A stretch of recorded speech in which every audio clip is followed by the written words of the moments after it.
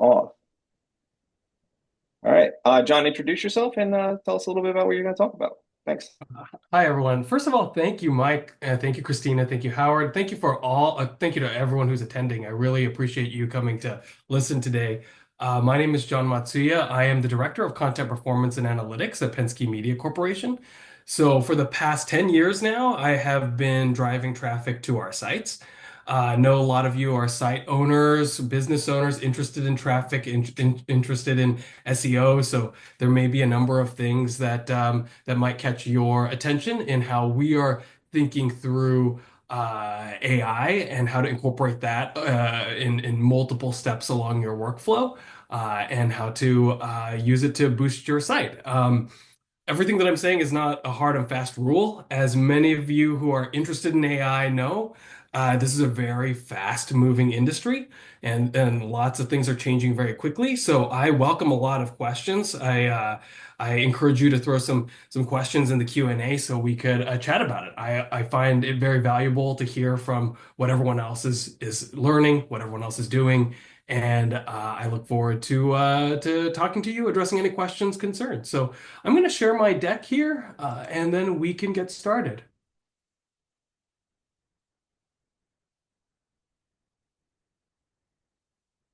All right. Oops. Wrong. I'm sorry, wrong. Uh, Wrong screen. Here we go.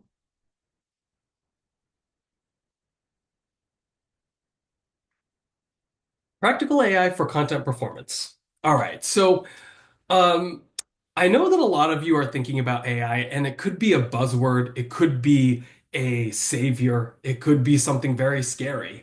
I'll admit that all of us have thought about AI in many different ways, right? Like some of us are futurists and very optimistic about how it could change everything.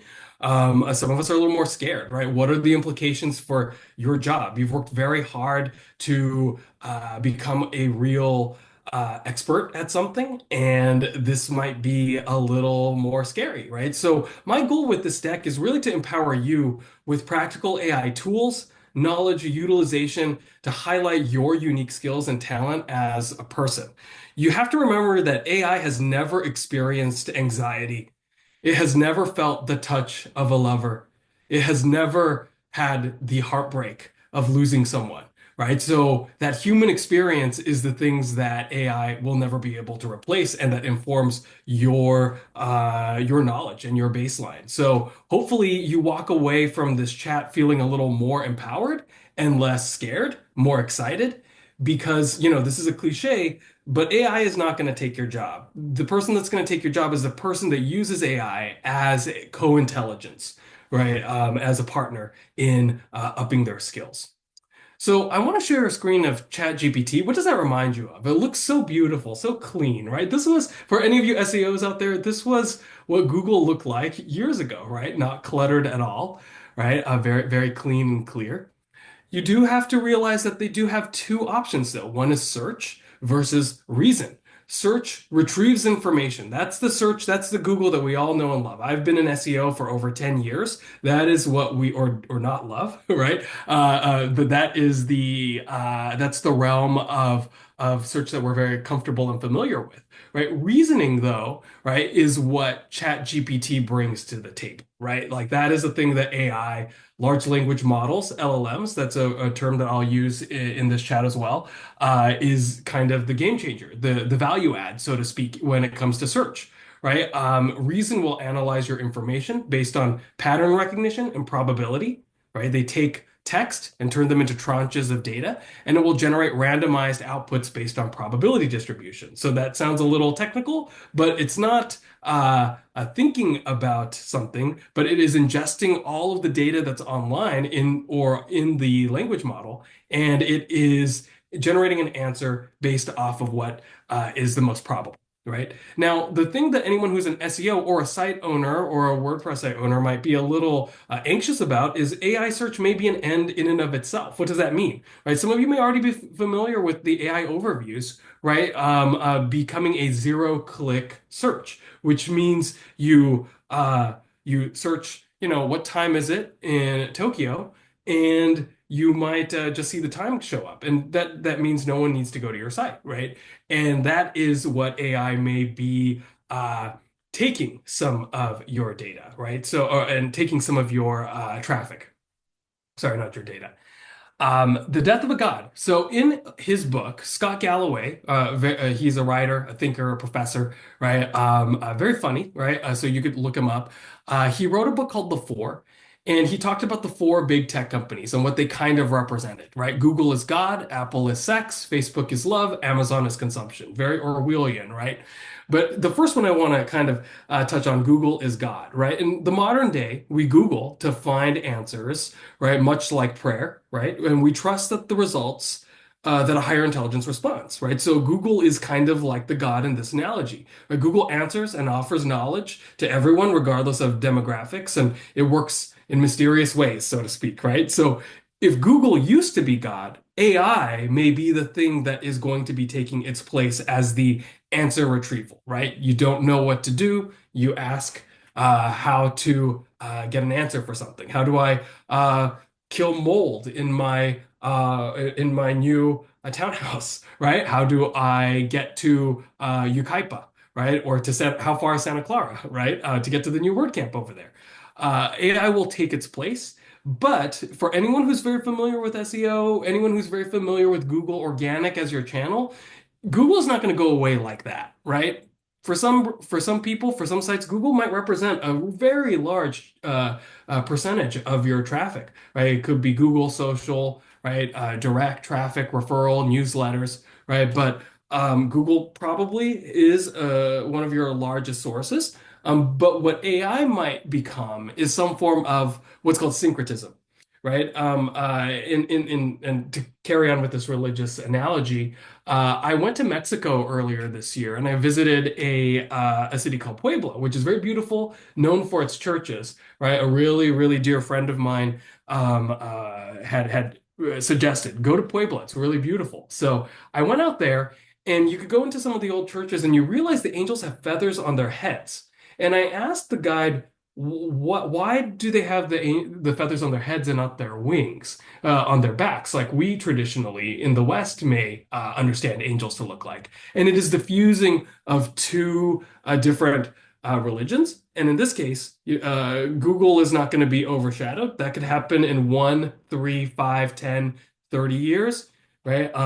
We don't know what that timeline is going to look like, right? But it's going to be a slow progression, or it's going to be slow until it's fast, but there will be a blurring of the two. Right. And if you're a website owner, if you are someone who tracks your WordPress analytics, you're in a very unique position to see both sides of the coin and to see how this happens, right? How this syncretism and this fusing happens, right? So, okay, I told you I wanted to empower you, and you might be thinking, okay, how is that empowering at all, John, right? Well, let's talk a little bit about what AI can and cannot do. This is going to be very quickly changing, right? And I did this deck back in February. I did it again in March to some of my team members, and some things have already changed. So don't hold me to this, but we'll look at some things that we've identified that large language models and AI are uniquely good and bad at, right? So I'll give you a second to just kind of look at this list, right? And you could agree and you could disagree with what whether or not they are good or bad at some of these things, right? There's things where large language models and AI can really excel, and there might be some that have uh, very strong deficiencies. We could lean on them for their strengths, and we could build our resilience where an AI model might fall short. So you may agree or disagree with some of these categories. So just take a look and try to consider why. Um, this is actually courtesy of a AI scientist named Brittany Muller. Right? If you don't know Brittany and you're really interested in the AI topic, I would really suggest you start following her. She is one of the most clear people speaking about AI and publishing, right? So please look her up on your social channels. She provides really, really great info about AI, what it means, both the technical side, but also the abstraction and what it might mean for you. We wanted to look at how some of our competitors were utilizing AI already. So this has started to come into the publishing space. Here are a couple examples that I found kind of interesting. LA Times launched an AI tool called Insights, which provided the opposing position for an opinion piece. But it was promptly removed 2 days later for really poor sourcing and providing pretty offensive counterpoints, right? So this was the thing that was flagged, right, by a lot of people online. 100 years ago, Anaheim, the city that I'm very close to, recalled its KKK city council, and the Insight gave an opposing opinion about, well, why was it a hate-driven movement? Maybe it wasn't, right? So there's some very problematic things if you go back to that last slide here, right, about thinking through larger context, current events, uncommon scenarios, right, understanding cultural contexts, reasoning, emotional intelligence, representing minorities, right? Like this is a big problem for any of those. The other part here is imagine how disabled people can rather than assuming we can't. Could you imagine how an AI model would want to give the counterpoint to that? That's extreme. That like that's a no-go, right? So LA Times pulled it very quickly. They do have it up back on their site, but now I believe they've given more power back to the hands of the writers, back to the hands of the publishers to utilize this tool, right? So someone with context can look into this and decide whether or not it's appropriate, right? Now, LLMs are good at these things. And on the right-hand side, I started to put a couple things that we at PMC were thinking through. Maybe we could utilize the large language model in our favor. So if it's good at language translation, do we want to be at the forefront of transcribing our posts and stories into different languages, right? For example, Billboard.com that tracks music also has a very heavy Spanish language component and a Spanish language audience, right? So we'd want to translate that very quickly. Writing support, editing, right? Summarizing some content, right? Personalization. So these are all things that LLMs are good at, right? And we want to try to we leverage the AI model when we know that it can help us. But there's also some things that LLMs are pretty poor at doing, right? High level strategy, right? I don't want to get too big in the weeds, but at our company, we were thinking about a broader, safe way to do some content migrations, right? But if they don't know the context behind that, then they're going to give you the most straightforward way, right? And we might have already tried that, and it might not have worked, so it might not meet our needs. Um, kind of understanding context, right? Reasoning and logic, being factual 100% of the time. And so these are things where we found real strong deficiencies, and now we know where to lean into using our writers and our team, right, to really build. So if you have a site, you may want to think, what can an LLM do for me? But what makes me unique? What makes my site unique that cannot take away from my voice, right? Um, Here's another little element of competitor usage. So USA Today and Gannett Corporation and its affiliates are using an AI-generated key points executive summary that they auto-generate on the top of their stories. Right. So in mobile, they alluded to the fact that there's an optional plugin that they put into their CMS that the writers can choose to deploy if they want.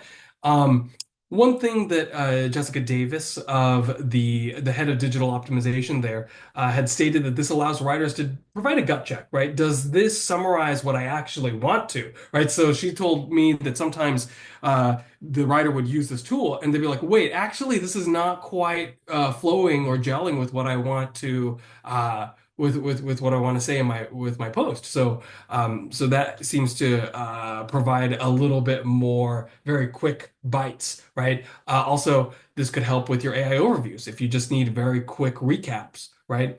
Um, uh, so this is one. This is another one that I actually like because it provides two examples.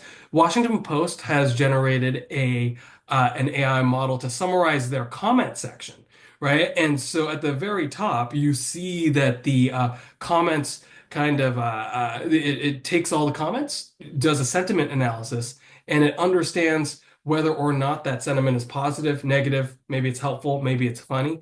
I'm going to show you in a tab here what that looks like. Right. And this is an article about GLP-1s, right? And the weight loss drugs aren't just slimming waist, they're shifting the economy. I very intentionally wanted to use this article actually because I think it's a good analogy for AI. Wherever you are on the spectrum, some of you may be true believers, all in, this is going to cure cancer, get us to the moon, eliminate the need for, fossil fuels, right? Some of you may be very skeptical, right? But what I read in this specific article, right? It says that there's not a lot of people that are using these GLP-1 weight loss drugs like Ozempics, right? Only 6% of adults are using this. However, this 6% has drastically changed their spending habits, right? So that's what this article was kind of recapping that, even though only 6% of Americans are using this drug, this has really changed the weight loss industry, the food industry, how people vacation, right? So let's take that with AI, right? Let's say AI is not all that it's cracked up to be. Let's say that you're a skeptic and we're not going to buy in into the futurist example, right? It could still have a giant impact with only a couple power users really utilizing AI as a tool, right? So, I try to keep a level head on any change that happens. Sometimes I'm a little bit more of a skeptic, to be honest. Like I like to look at tech and innovation with a glass half full mentality, but I think that we are also living in a society with chess pieces already on the board. So, but this did kind of make me think that if this were to have even a small impact, it may have a butterfly effect, right? It might have a larger ripple there. So that might be very interesting to kind of note, right? But Oh, anyway, it's also a very interesting use case of using AI not within their content, but maybe keeping their audience more engaged, maybe keeping them on the site. Oh, let me show you what I meant. You could go into the comments here, right? This little pop-up shows up. It will give you an AI generated summary.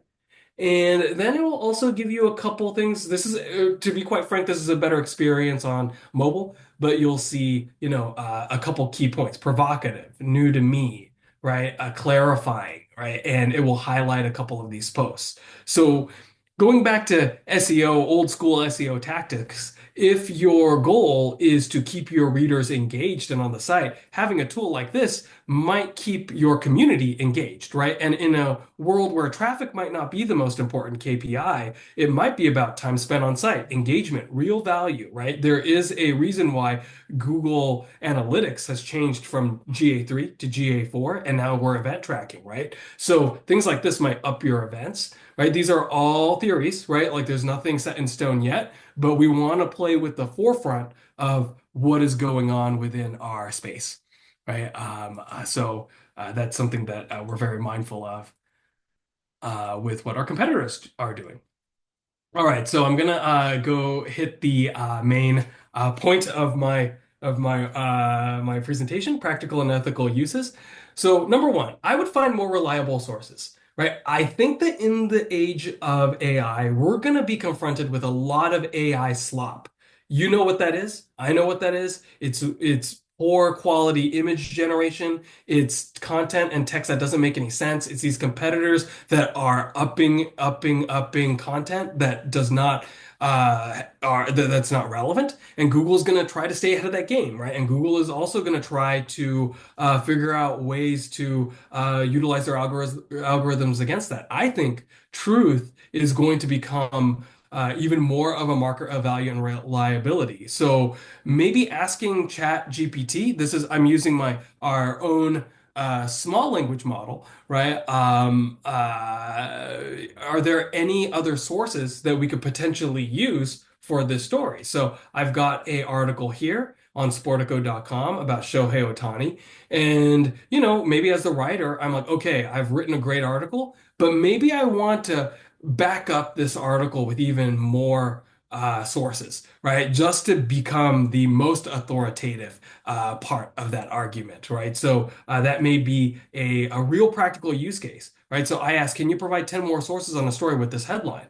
right? You could probably do that if it crawls your story. Can you provide 10 credible sources that are beyond the obvious for sports? So, for example, medicine for Shohei Ohtani's arm, right? And then, maybe even linking to some of these very highly reputable sources will allow you to also have that old school link exchange, but, maybe even beginning to figure out how to fortify your content with very reliable sources. Another example that I had was a brand style guide, right? So you can upload your own rules. If your site has multiple writers working for it, if you have a freelancer, you may want to upload your own rules and guidelines, AP or otherwise, into a third party and ask it to grade against the contents of your post. If you want to keep the same general tone, the same general voice, right, with different writers. So one thing that we had implemented was a WordPress plugin to best retain brand voice, syntax, and grammar. Right? If you look at these examples, right, here are some potential AP style discrepancies for one of our Hollywood trades. Right? So the first one, right, correctly flags this text mentions Thursday without specifying a date, which violates AP style. The second one, though, right, a human author might choose to ignore this, right? You say that he's retiring from Hollywood. AP says Hollywood, California, but our readers probably don't need to know Hollywood, California, right? Like they know that in this case, Hollywood is an entonym, which is a bucket term for the whole post. So for the whole city and the industry, so that could be okay. I also asked it to grade from 0 to 100 how much this story adhered to those guidelines, right? And so it gave me a B, 80 to 85%, right? So, it's kind of interesting to keep playing with your prompts and keep utilizing them to see how it can flag some issues for you. You could try to critique your own content, right? I asked this prompt, what perspectives or opinions have I missed in this analysis, right? And so it gave me four potential ideas: psychological aspects of a player returning from an injury, fan reactions and expectations, maybe a comparative analysis with other teams' medical staffs, right? Long-term impact on the team's financial health, right? So I could see a writer reaching out to a sports psychologist or beefing up the content here to really become the expert for this topic, or spinning up a new follow-up article on the impacts of returning from surgery, right? There might be a lot here.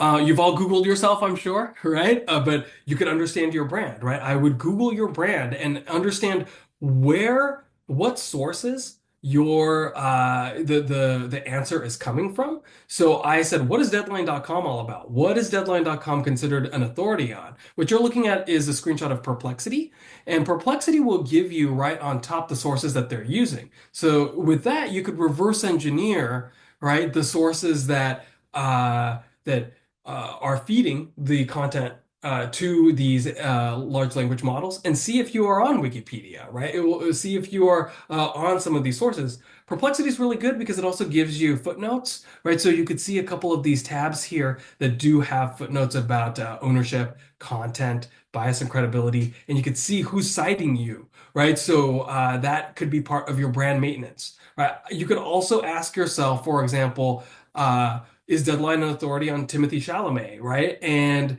you could see what else comes up. Who are your competitors? Understand your own presence, right? I Googled, or not Googled, I'm sorry, force of habit. I AI'd LLM ChatGPT'd a writer of ours, right? And I asked them about one of our writers who to get more of a bio, where they're pulling that bio from, right? If a show or a topic that this writer may be expanding out to is a good place for them to go. Right, so note the very personal nature of these queries, right? There's two things that you want to be careful of. Number one, remember you are feeding things into a large language model. So if it's not publicly available, you do want to be cautious about things like this. But you also want to ask yourself, sometimes these are more likely to induce a click into your website or your brand, right? We do think that the age of LLMs is going to play a lot with informational queries, right? If you're familiar with SEO, you'll know that there's informational queries, there's navigational queries, right? Those two are the ones that may be most susceptible to getting your content scraped from a large language model. Um, I want to use this phrase co-intelligence. My wife is a very big influence on my life. She's a professor, and she is also grappling with the usage of AI in the classroom, AI being used by students. Right. And I want to take the analogy back to a calculator, right? Like, are we going, once you understand the fundamentals of math, right? Then can you use an LLM as a co-intelligence, like a calculator, to do the next thing? Okay, I already know that 2 plus 2 is 4, right? I already know the fundamentals of my thesis. So now, how do I supplement? How do I work with this tool, right? Versus having it do everything for me. I heard this really interesting quote, and I wanted to include it here. But Ezra Klein was speaking to someone on his New York Times podcast, and he said that he thinks that the place where the hard work really happens, where your brain power, what AI can never replicate, is the brainstorming phase, the early parts of how you are building a project, building your website, asking yourself questions about the site, about your rough draft, right? That is the thing that an LLM is going to be unable to do. It's going to only be able to replicate what's already happened before, right? So this is where your unique value proposition begins to blossom and come into place. So if you want to think about it this way, use your own brain, use your own skills for the first draft. And maybe the LLMs are going to be things that are going to be assistive of you in future drafts, in second, third, fourth, fifth, final drafts, right? So, this is where the magic happens in the reading, in the hard work. And I know no one probably likes to hear that, but that is where the LLMs are going to be deficient, right? Where it's not going to provide what makes you, your brand, your site, your product special. But I have used it as a co-intelligence. So one thing that I've been using LLMs almost every day now is I'll open ChatGPT, and when I'm doing data analysis, I will be using it to gather my data skills, right? So in these screenshots, you're looking at a formula, and something that I probably would have had to Google and look up, it does it for you. How-tos, I think, are a really good way of an LLM to assist you, right? And so Brittany Muller, the AI scientist who I referred to earlier, says she thinks that small language models, specific language models, right, that are pertinent to your site, your brand, your industry, might be the underrated thing here, right? If I ask how to get this formula, right, and then it gives you the formula, you're still going to have to do the work. You're still going to have to plug it in and play. You still have to understand what data you're looking at.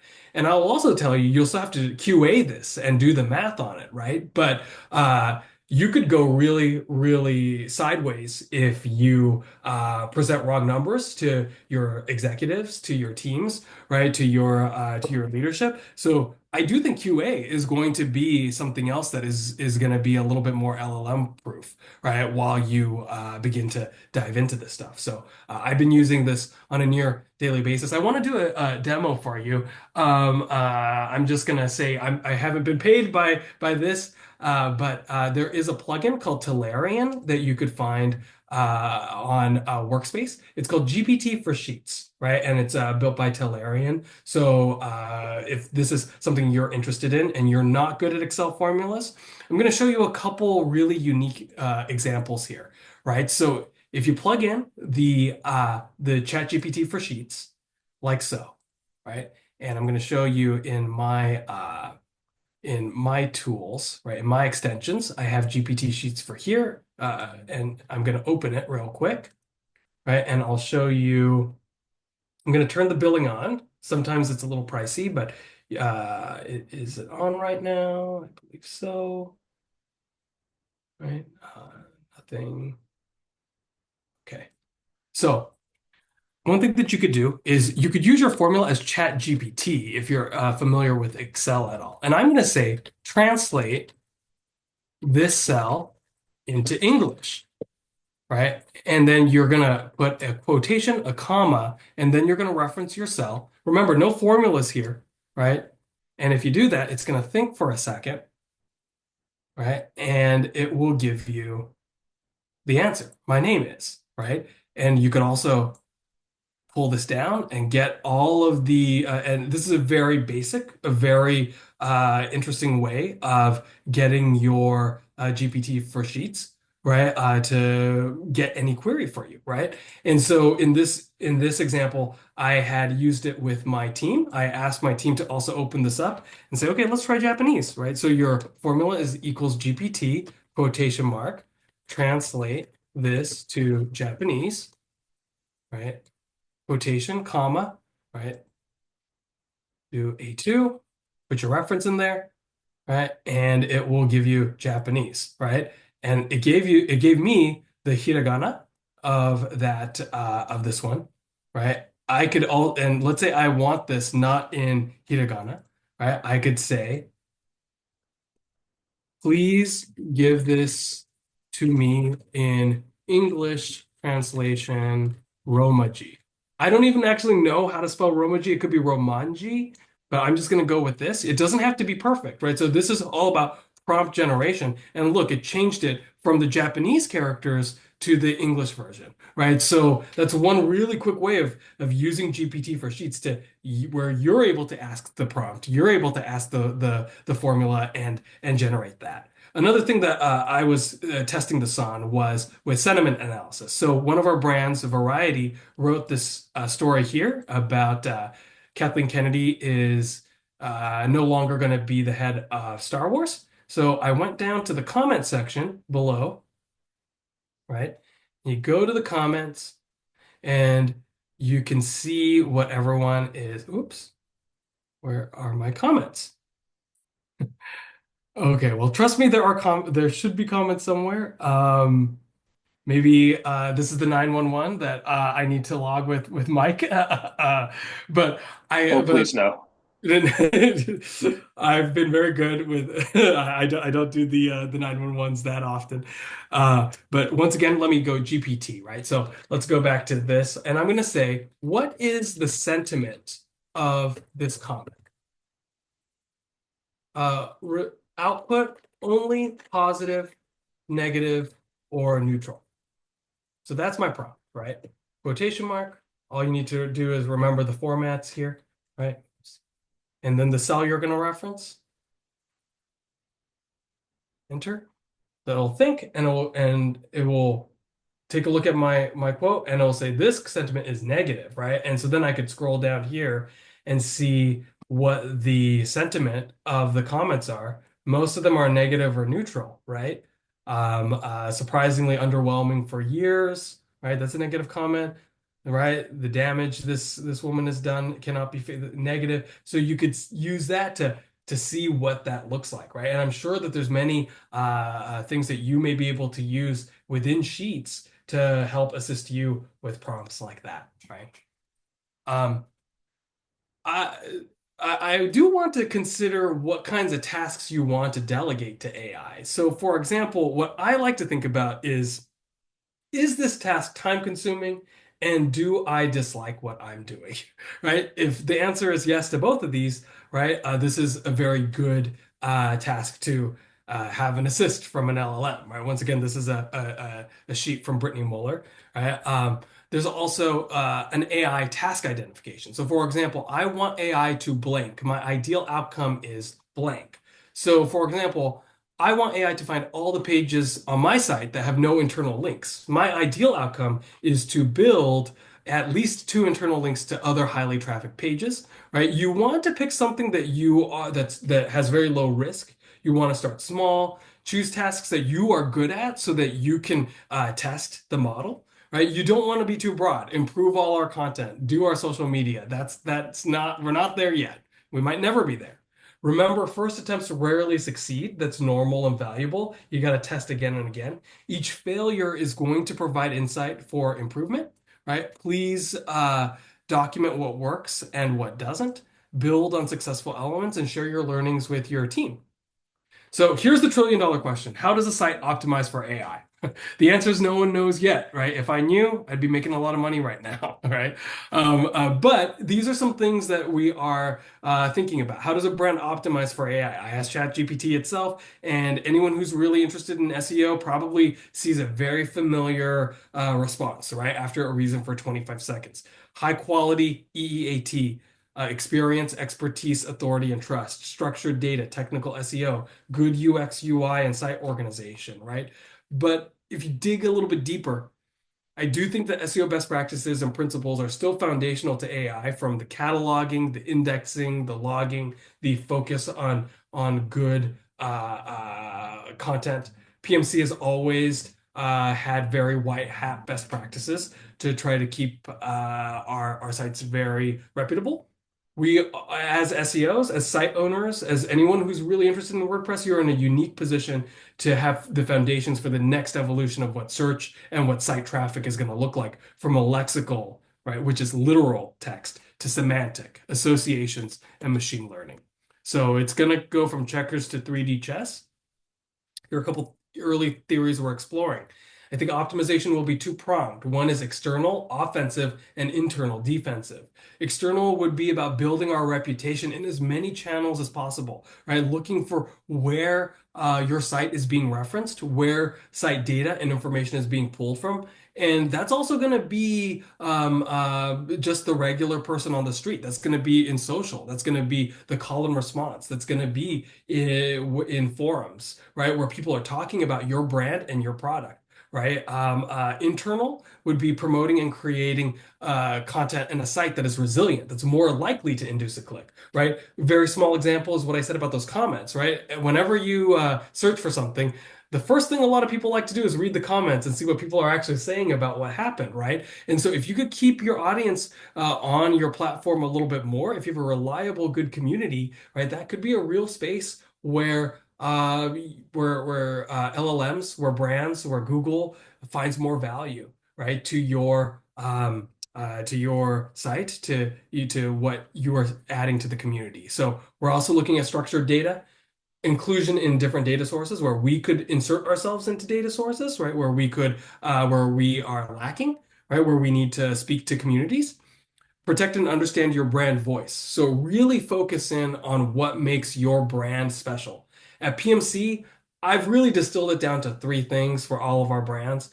From Variety to Rob Report to Sportico to Flowspace, She Media, it really comes down to three things. Trust. Do people trust you, right?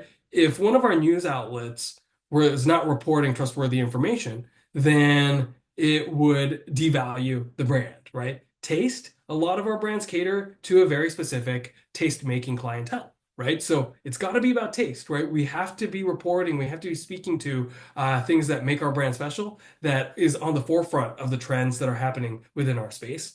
And finally, whatever your brand or your site's unique value proposition is. So if it's Sportico, we got to talk about sports and sports business, right? Like if we're talking about air purifiers or cat litter, that is really going off base, right? So we have to be very protective about what we're talking about and be very intentional about what kinds of topics, keywords, stories, associations are part of your site and your brand.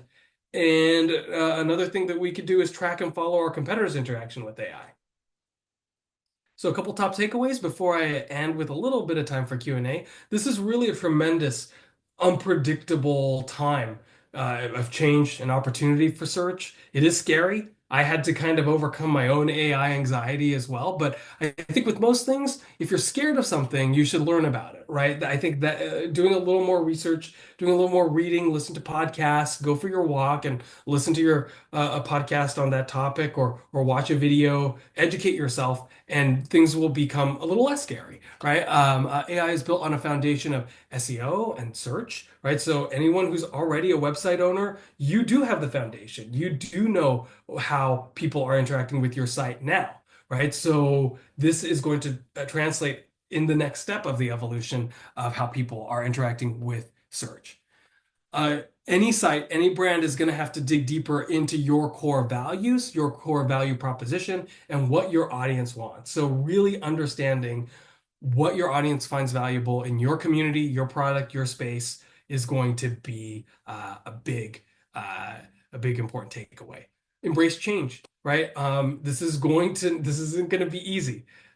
Be open to change, be open to trying something new, be open to resiliency, test your methods, right? And document what you're testing, right? That's going to be very important to learn from your mistakes and build on your successes. Try to incorporate your new learnings into day-to-day work, right? Very simple exercise is to start using Perplexity or ChatGPT for 10 queries a day, right? Like, and you'll notice that your queries are going to be very different. The ones that you use for Google and the ones that you're going to use for ChatGPT are going to be very different. One is going to be short form, right? Short phrase. Others are going to be much longer, in-depth questions and more of a conversation, right? My theory is that AI is going to open many new fields, even if it doesn't reach that peak utopia that a lot of people are really pushing for, that are really gunning for, right? That are really looking for a huge leap, right? There's going to be chief AI officers, AI data quality and assurance, AI evangelist and LLM trainer, AI security, AI brand protection, right? I think all of those are going to become strongly needed skills with your content performance, analytics, UX, UI, content marketing, website design, website building. So I'll share this deck at the end of the day. Got a couple links here for you. And with that, I'll take any questions. Any questions or any comments, any venting. Um, but thank you for Thank, listening. I know I went for quite some time, so we'll move from the monologue to questions. thank you. If anybody has any questions, we're not opening up the chat, but there is a Q&A section in our Slack. So please use that. Someone already did add one there, so I know it works. So that's good.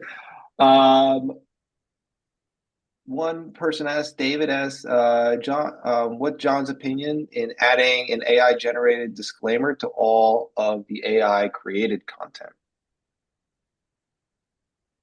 I think I'm a little neutral on this fact. I mean, the disclosure does seem like that's very upfront and honest, right? Google does want you, or now I'm putting my SEO hat on. I do think that Google does want you to be clear about what happens. So I don't think that that can hurt, right? That can also alert your readers, right, to what is going into your story. So I do feel like I'm more positive on that point. But I don't think that there's any guidelines to that, but I do think that it provides your readers and your audience with a little Christina, I do love cats, so your pet is welcome to stay. But I do think that it would be good practice. I think that it's great. It's something that I would it does seem positive. Could it turn off some readers? Maybe, right? But maybe it's better safe than sorry. Cool.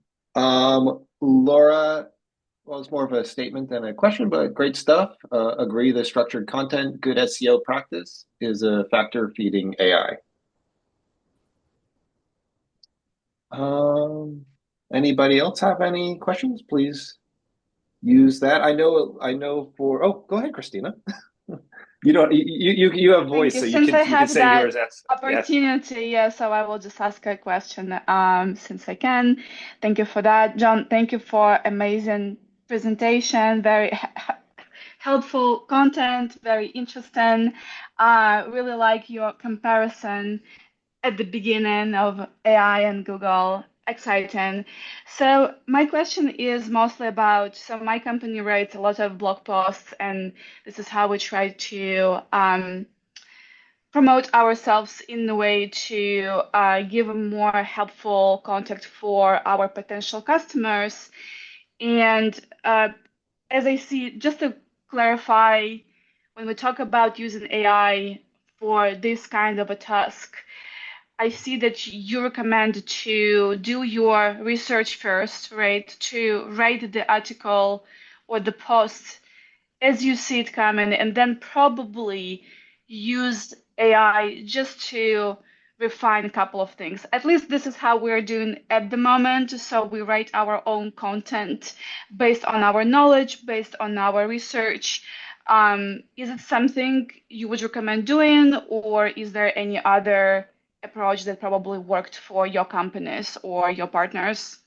Yeah, I think what you said makes a lot of sense. I think that the real question is if AI can just take it right away, or if it already has the knowledge of, 25 plus years of Google, right? Like there for you, then why write it in the first place, right? Like if it already can recap it, what do you bring that makes it really unique, right? That makes the content really differentiate and specific to your community, to your audience, to your product, right? So we do not think at PMC that we will ever recommend AI to write content. We do think that there has to be some human voice, like there has to be a perspective, a take, right, that is driving the information. Because you're going to find a lot of posts, right, that are that's probably just generated by AI. But I do think that those are going to come and go, right? I do think that algorithm updates are a real concern when you are just rehashing what can be taken very quickly. I think one thing is if you recall, back to the Penguin Panda days, right? Those are for those of you who are not SEOs, those were huge algorithm updates, right? That really changed the landscape. Before, maybe in 2003, if you wrote "What time is it?" or "What are the lyrics to Blink 182's All the Small Things," right? You would It will go to still a rank, website. probably. Yeah, you would go Yeah. to a website. You like right, like you would go to timezone.com or like if you asked what is how much is $50 in the yen, right? Like it would take you to a site, currencyconverter.com, right? But now Google just gives you that answer. So if there is not a value added proposition, if there's not a unique voice, if there's not a unique sentiment about why it makes the most sense, unless you're the biggest authority in the space. You may be more susceptible to being taken over by an AI overview or not to rank and to lose your traffic from some of that. So you want to think about what makes your brand unique. You may want to think about investing more in your voices, right? Who really understands your brand and really understanding what the customer wants that AI cannot take from you so quickly. Makes sense. Thank you so much. Very helpful. Yeah, of course. We have a few more questions. Laura put in another one. Favorite thing to do is slapping an email into AI and saying create a response that highlights XYZ and then can tweak it from there. I know I do that pretty regularly. Maybe not just emails, but other forms of writing. I always kind of see AI as more as a force multiplier, kind of like how you said the AI is not taking your job, the person that knows AI is going to take your job. So you should be the person that knows AI. So thank you, Laura, for that. There's a couple other questions. Viswa White Label Warriors asks, adding 80 plus pages of service page content to the new website, is it good? Or will we get an effect by HCU? And then they corrected, I mean, adding 80 plus page of AI content. So I think they're asking of adding AI content on a website and your thoughts on that, just I guess generally. Yeah, so this is scale, right? You're using AI to generate content at scale, 80 plus, right? Which is not insignificant. For those of you who don't know, HCU stands for Helpful Content Update, which was an algorithm update that happened in the past that was pretty dramatic for a lot of websites that were either posting poor quality content or content that was generated that was generated too quickly or too easily. So I would say tread carefully, my friend, right? I think that you need to make sure that each of those pages gets engagement, that gets likes, that gets shares, that has a unique value add, right? Where people are sharing and people are discussing. Great. Anybody else have any other questions, please use the Q&A. Again, thank you, John, for presenting to our group. This was a really, really fascinating presentation. I think a lot of people got a lot out of it. I know I did. I know this is kind of the second time I've heard it, but you can catch up more things. So really, really appreciate you, and I hope to have you speak with us again. And if you haven't submitted to Work at Montclair yet, that goes for John, but everybody else too. Please submit it. Our deadline for speakers is Friday at midnight. So that's April 11th. Is that right? Am I getting my days right? Something like that. Whatever Friday is our deadline to get your talks in. Again, I posted in the chat because I realized I posted to the panelists and not to everybody, but the first link is to get into our Slack, which is jerseypress.org/Slack. Click on that. You'll see a little email form. Put in your email address, click submit, and then follow the instructions, and you'll be entered into our Slack. The second link is to Work at Montclair 2025. You can submit to speak, as I just mentioned. You can buy your ticket there. Tickets are $30, and it is on June 28th. And I think that's everything. Howard, Christina, did I miss anything as far as updates that we want to discuss? Just come, guys, to our meetings. That's Yes. a lot of fun and help and, the hangout. So all of it. We all have a good time. It's true. And I think our next one is a help desk, if I remember correctly. I think that's Sure. I think so. I think it's like Let's just say it is. something like that. Yeah. And if we're We'll wrong, just we're say it wrong. is. I think it is. I think it's a help desk. So, if you're new to the group and you need some WordPress help, that's the place to go. Again, in the Slack, we have a help desk channel there. If you just want to join there and ask your questions there, there's more than enough people there to answer your questions. All right. I think that's all our Q&A. I don't see any more questions coming in. Again, John, thank you so much for presenting. Thanks, John. Appreciate it. I appreciate you all. And thank you. And the recording will be up on our YouTube. I'll link to it in the meetup once it's set up so people get notified. And again, have a great, wonderful night. And thanks for everybody for attending. Have a great night. Thank you, everyone. Have a good night. Take care. Thanks again, John. Take care, guys. Take care.